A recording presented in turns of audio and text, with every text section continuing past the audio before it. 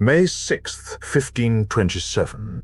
Rome is burning. 20,000 imperial soldiers rampage through the city, looting churches, murdering civilians. At the Vatican, Pope Clement VII flees through a secret corridor. On the steps of St. Peter's, 147 Swiss guards stand alone. They know they are going to die, every single one of them. Rewind 2 centuries. The Battle of Morgarten, 1315. A Habsburg army of 3,000 knights invades Swiss territory. The Swiss choose their ground in a narrow mountain pass. When the knights advance, the Swiss attack from high ground. Long poleaxes swarming the cavalry, pulling riders from horses, smashing through armor. In 1339, Swiss infantry face 10,000 enemies. They form a massive square bristling with pikes. 18-foot pikes leveled in all directions, each man standing shoulder to shoulder. A wall of steel points. Coalition cavalry charges repeatedly. Horses balk at the pike wall. Knights who press forward have their horses impaled. The coalition army is routed, thousands dead or fleeing.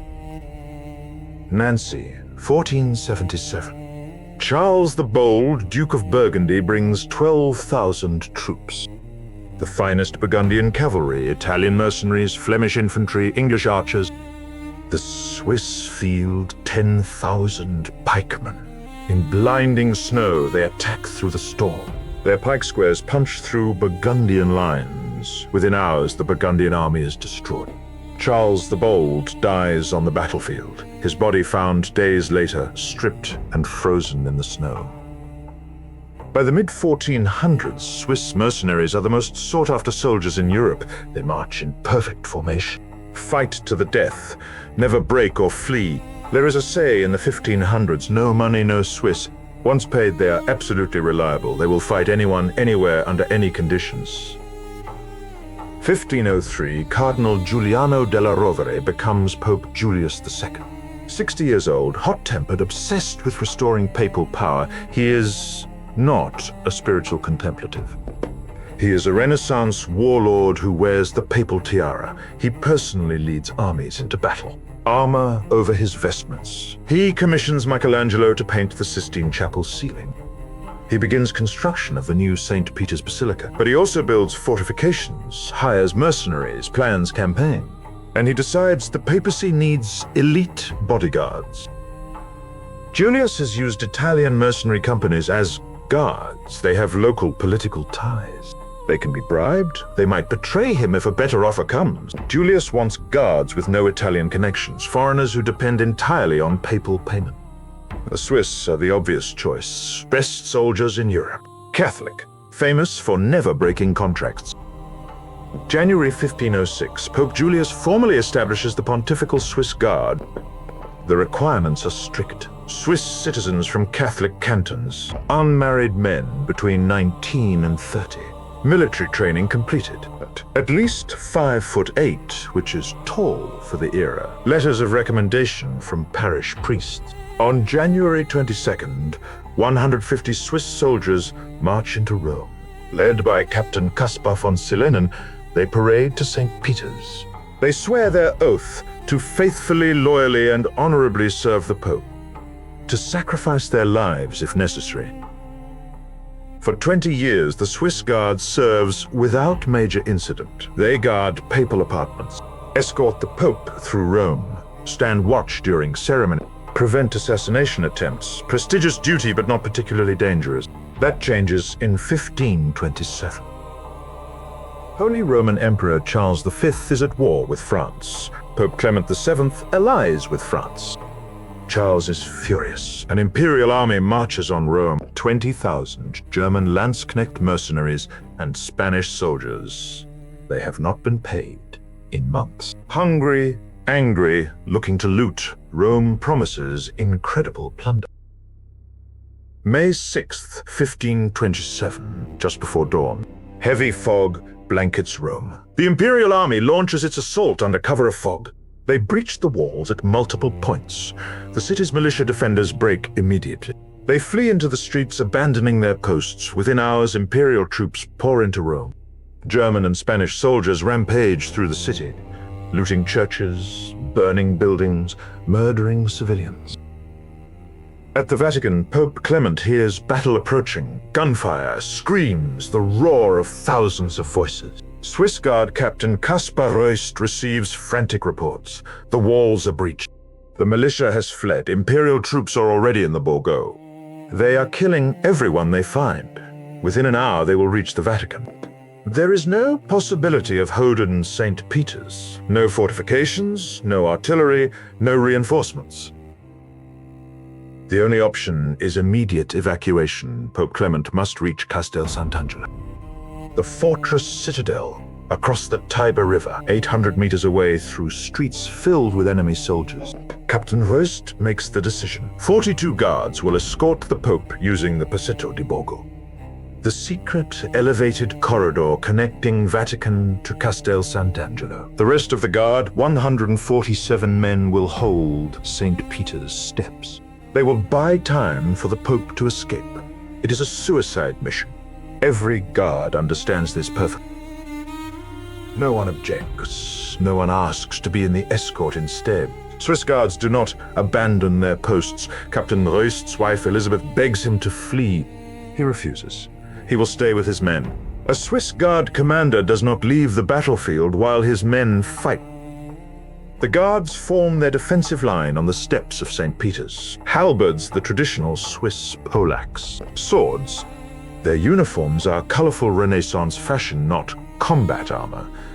But their training is absolutely professional. These are Swiss soldiers, men trained in the traditions that broke Charles the Bold at Nancy. Descendants of the pikemen who destroyed Habsburg knights at Morgarten. They lock shields where they have them. Plant halberds on stone steps. Level the points forward. Create a wall of steel across the approach to St. Peter's. Behind them, Pope Clement and his escort slip out, moving through the Passetto di Borgo. On the steps, the Swiss hear the mob approaching, thousands of voices shouting in German and Spanish. The sound of destruction as buildings burn. Pope Clement reaches Castel Sant'Angelo. The gates close behind him. He is safe. The mission is accomplished. On the steps of St. Peter's, the imperial troops arrive, German Landsknechts who hate the Catholic Church. Many are Lutherans who see this as divine justice. Spanish soldiers seeking plunder and revenge. They see the Swiss guards blocking their path, 150 men in absurd striped uniform, standing between the imperial army and the greatest treasure in Christendom. The Imperials laugh and charge. 20,000 troops against 147 guards. The Swiss meet them at the top of the steps. The halberds are not ceremonial weapons. 6-foot shafts topped with axe blades and spear points. In the hands of trained Swiss soldiers, they are devastating. The first Imperial soldiers to reach the top are cut down immediately, halberd blades cleaving through helmets and shoulders. Spear points punching through breastplates, bodies falling back down the steps. The steps are 40 feet wide. The Imperials cannot bring their numbers to bear. Only so many men can fight at once on narrow stairs, and every Swiss guard is worth 3 or 4 Imperial soldiers. For the first hour, the Swiss hold without giving an inch. Bodies pile up at their feet. Blood makes the marble steps slippery.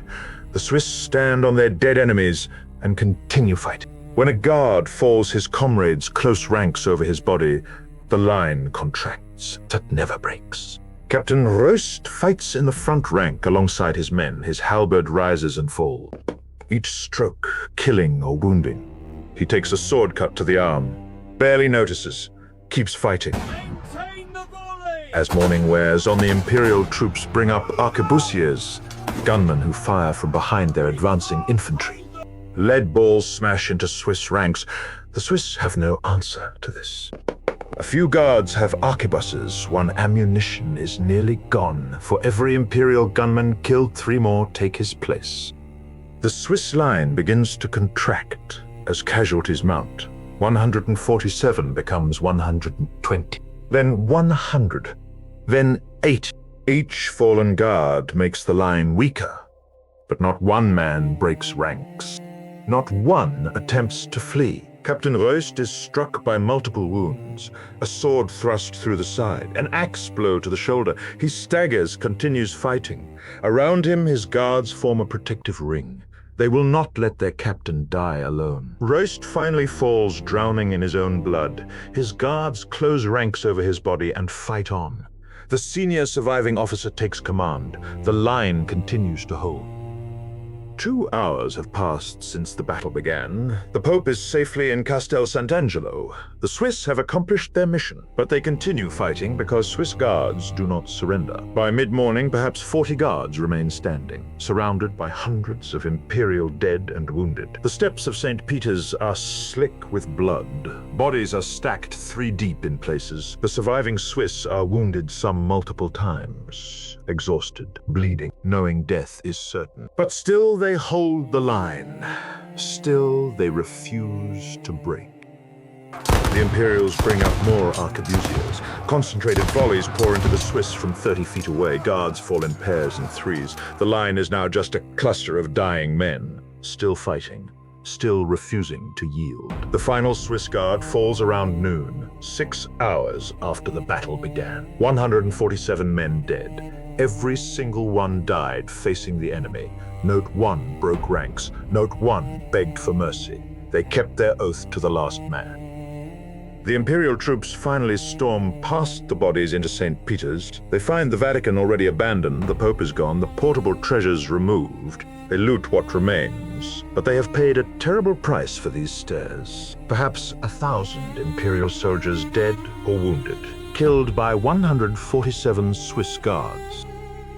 The sack of Rome continues for 8 days. Then months of occupation. Perhaps 20,000 civilians are killed. Rome's population drops from 55,000 to 10,000. Everyone who can flee does so. The city will not fully recover for decades. Pope Clement remains besieged in Castel Sant'Angelo for months, eventually negotiating a humiliating surrender. But the Swiss Guard's reputation is made eternal. 147 men died keeping their oath.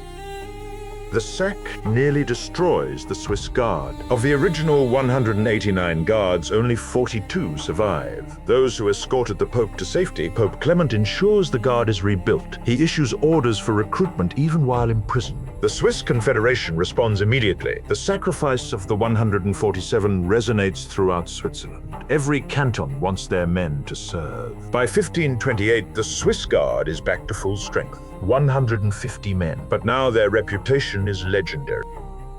Jump forward, 1800. Napoleon Bonaparte invades Italy and abolishes the Papal States. Pope Pius VI is taken prisoner. The Swiss Guard is officially disbanded. For the first time since 1506, there are no Swiss soldiers guarding the Pope. The suppression lasts 14 years. In 1814, Pope Pius VII returns to Rome. One of his first acts is reconstitute the Swiss Guard. The unit reforms with its traditions intact. When Italy unifies in 1870, the Pope loses his temporal kingdom.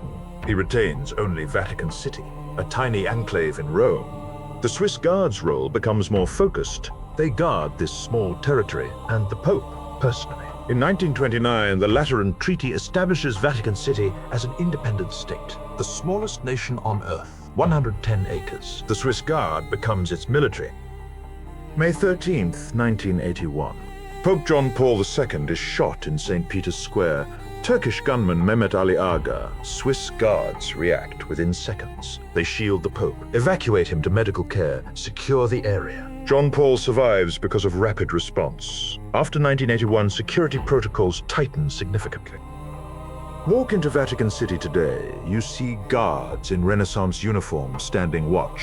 Blue, red, and yellow striped tunics. Puffed sleeves, white ruff collars, morion helmets. Tourists photograph them thinking they are ceremonial. But underneath the costume are modern soldiers, wearing body armor, carrying concealed weapons, using radio communication. They train with Sig Sauer pistols and Heckler & Koch submachine guns. They study terrorism, crowd control, explosive detection. The Guard coordinates with Italian police and international security services.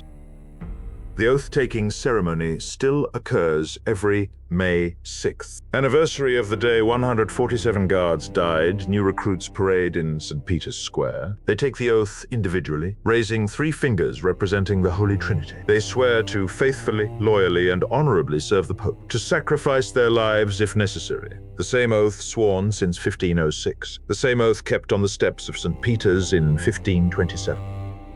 In 2023, the Swiss Guard celebrated 517 years of service, one of the oldest continuously active military units in the world, older than most modern nations. The Guard has protected 27 popes across 5 centuries, through wars, revolutions, assassination attempts, political upheavals. If this is the kind of history you want more of, subscribe. There is plenty more where that came from.